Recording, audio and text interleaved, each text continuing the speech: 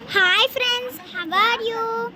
Summer vacation కాబట్టి మేము ఎగ్జిబిషన్కి వచ్చాము. సరే, ఇక్కడ ఎన్ని లైటింగ్స్ ఉన్నాయో. సరే, నేను జలకన్య చూసాము. అది నాకు హాయ్ చెప్పింది, ఫ్లవర్ కూడా ఇచ్చింది. చాలా బ్యూటిఫుల్గా అనిపించింది. మేము స్మోక్ బిస్కెట్స్తో కూడా ఎక్స్పెరిమెంట్ చేసాము. అక్కడ కాశ్మీర్ షర్ట్లు కూడా పెట్టారు.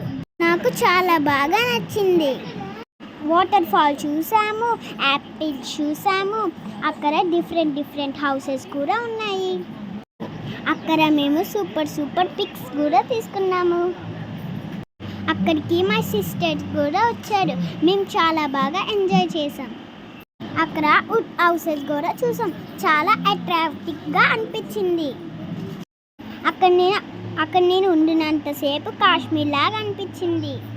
మేము దాని లోపలికి వెళ్ళగానే చాలా కూల్గా ఉంది. అంటే నా బ్యాడ్ లైక్ ఏంటంటే అక్కడ మేము వెళ్ళిన రోజు అక్కడ స్నో వేయలేదు.